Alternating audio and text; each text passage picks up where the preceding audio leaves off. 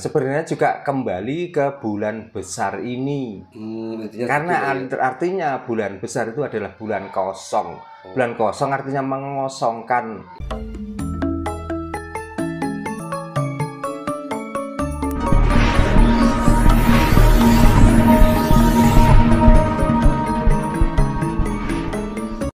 Makanya berpikirlah jernih supaya kita tuh sudahlah, kita melakukan apa saja itu ikhlas dari lahir, dari batin kita. Kita tidak usah, pokoknya setiap melakukan hal yang baik kok masih kita tuh berharap dengan balasan. Itu namanya kurang ikhlas. Gitu loh. Kalau kita bisa, kenapa tidak? Gitu aja loh. Berarti intinya setelah kita tahu tentang pemahaman dari Pak Darno terkait Idul Adha, kalau orang sana, kalau orang Jawa kan besar Pak. Enggak ada istilah di sistem mriki niku Idul Adha mboten wonten. Besar nggih Pak. Riyo besar itu gak ono sebenarnya. Nah, itu kan ada hubungannya dengan babakan Nawa Songo seperti itu Pak. Jadi intinya ketika di bulan besar, ketika melakukan ritual penyembelihan kambing maupun sapi, terus yang punya duit banyak pergi ke sana untuk melakukan ritual yang dinamanya haji, berarti sama sekali nggak ada hubungannya Pak. Ya ada hubungannya itu sesuai dengan kebutuhan orang yang menyampaikan itu. Gitu. Seandainya ini orang Jawa terus otaknya pulih semua sehingga tidak ada yang pergi haji ke sana. Nah terus Mekah itu Ka'bah itu mau dibuat tempat apa terusan? Karena kebanyakan ya, mungkin lebih dari 50% orang yang datang ke Mekah itu orang-orang Nusantara. Betul. Kalau sampai orang Nusantara itu sadar, lah saya takutnya karena satu-satunya tempat yang membuat orang sana itu mempunyai jati diri dan punya kehormatan adalah hanya Ka'bah. Seandainya Ka'bah sudah gak datangi orang, terus apa yang mau dibuat tanda kehormatan orang-orang sana itu? Tahun ini aja jumlah terbanyak haji itu dari orang-orang Indonesia Pak. Nah ya makanya Mas, seandainya orang-orang Jawa, orang Nusantara ini sudah mulai sadar, saya takutnya terus bagaimana nasibnya Ka'bah itu loh, gitu loh. Terus yang kedua, seandainya acara kurban ini sudah mulai waras dan tidak akan mengadakan kurban pembunuhan massal di salah satu hari yang ditandai bahwa itu adalah Idul Adha. Bagi orang-orang yang tidak pernah menernak kambing, tidak pernah menernak sapi, yang diternak hanya anak-anak manusia yang dikumpulkan, kandangnya juga diganti namanya, karena bukan ternak kambing dan bukan ternak sapi, maka kandangnya dinamakan entah itu sekolah, entah dinamakan pondok. Nah terus kapan lagi ada kesempatan untuk makan-makan berlebihan dari daging itu kalau nggak ada hari kurban? Padahal terkait penyembelihan hewan kurban yang terutama sapi Pak, kemungkinan ada salah satu agama yang mungkin loh juga mengharamkan seperti Hindu kan, sapi kan didewakan seperti itu Pak. Terus sekarang kita sebenarnya bukan mendewakan Mas, bukan mendewakan, sebenarnya juga kembali ke bulan besar ini. Karena artinya bulan besar itu adalah bulan kosong. Bulan kosong artinya mengosongkan dari perilaku jahat, perilaku angkara murka, perilaku nafsu dan lain sebagainya. Makanya manusia itu kalau hanya mepes babakan Nawa Songo, di antaranya masih ada nafsu, masih ada angkara murka. Tapi kalau sudah berani mepes babakan Nawa Rolas, saya yakin kok, saya yakinnya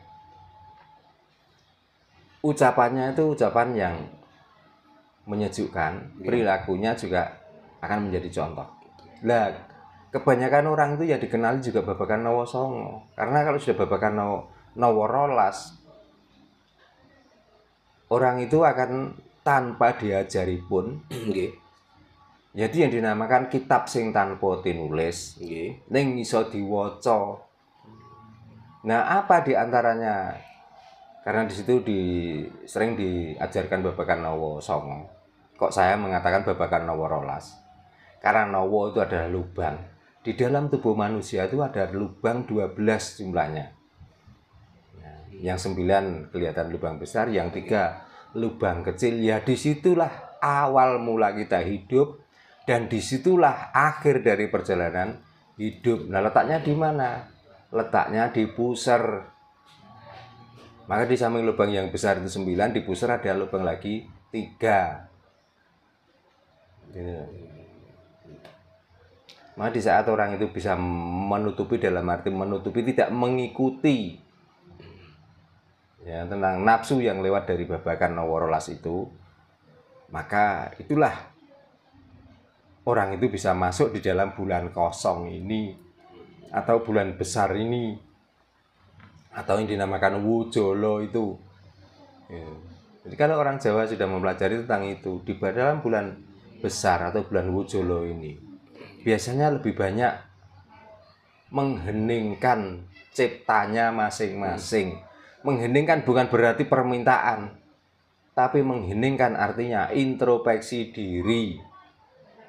Apa yang pernah dilakukan 11 bulan yang lalu, di dalam bulan-bulan yang lain, mungkinkah ada perbuatan yang salah, mungkinkah ada perbuatan yang kurang tepat. Maka di bulan yang ke-12, bulan besar ini, kita berintrospeksi diri untuk menyongsong kedatangan tahun yang akan datang, yaitu dinamakan tahun baru atau Suro atau tahun Wiwit. Makanya kalau orang Jawa mengatakan bulan Poso, bulan Poso bukan berarti tidak makan dan tidak minum. Agama Hindu, agama Buddha mengatakan upawoso. Upawoso artinya di situ juga tidak makan dan tidak minum, tapi mengurangi makan dan minum. Artinya apa? Ya supaya kita itu enggak terlalu emosional, ambisional dengan keadaan dunia ini. Itulah di bulan besar inilah bulan renungan dengan poso Syawal Selo Besar, dengan jangka waktu 3 bulan setelah kita tuh mengurangi, karena upo artinya itu nasi, woso adalah mengurangi, artinya kita tuh mengurangi makan dan minum yang tidak berlebih-lebihan. Maka disinilah tempatnya untuk berenung. Artinya dalam kita itu berenung, kita hidup itu pasti akan mati. Nah, di dalam hidup ini apa yang bisa kita hasilkan, apa yang bisa kita ukir dengan kebajikan hidup kita itu sendiri, supaya di dalam bulan yang akan datang, yaitu bukan bulan Wiwit atau Suro, supaya kita bisa ngawiti, miwiti dharma baik lagi atau perbuatan baik lagi. Itu yang perlu disimpulkan di dalam bulan besar ini.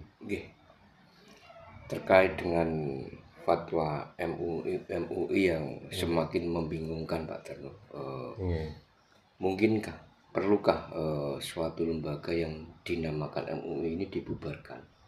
Itu tergantung orang-orang yang dinaungi, ya termasuk orang-orang Islam itu. Kalau orang Islam masih menghendaki dan pemerintah masih menghendaki, lah kita bisa apa? Ya sudah, yang penting gini aja loh. Kalau MUI memfatwakan seperti itu, kita tidak setuju, ya sudah. Apa urusannya dengan MUI? Saya mau mengucapkan salam pada orang lain. Kenapa harus MUI? Kan saya sudah ngomong loh. Di mana-mana yang namanya toa itu kalau sudah masuk di MUI itu haram. Saya tanyakan, kapan MUI pernah minum toa? Betul. Sehingga mempunyai fatwa haram. Tapi kenapa dikala ada orang sakit, terutama orang-orang sini, termasuk orang-orang Tuban, kalaupun obatnya itu harus toa, kok kadang-kadang dihalalkan dengan alasan karena itu obat. Nah, kenapa kok nggak semua makanan diharamkan? Jadi kadang-kadang ya perlu nasi barang itu diharamkan. Tapi dikala kita lapar, karena lapar satu-satunya untuk mengobati kelaparan adalah makan, ya kita harus mempunyai fatwa lagi halal. Itu. Hati ben budek pisan umate. Umat kabeh. Iya, ben umat kabeh. Betul Pak. Jangan seperti itu. Kok melampau, kok sudah berani melampaui ketentuan Tuhan. Wong kita itu manusia. Gitu loh. Padahal kan Wong kita bersuara sampai mengucapkan salam. Itu pun kalau nggak kehendaknya, itu nggak mungkin bisa.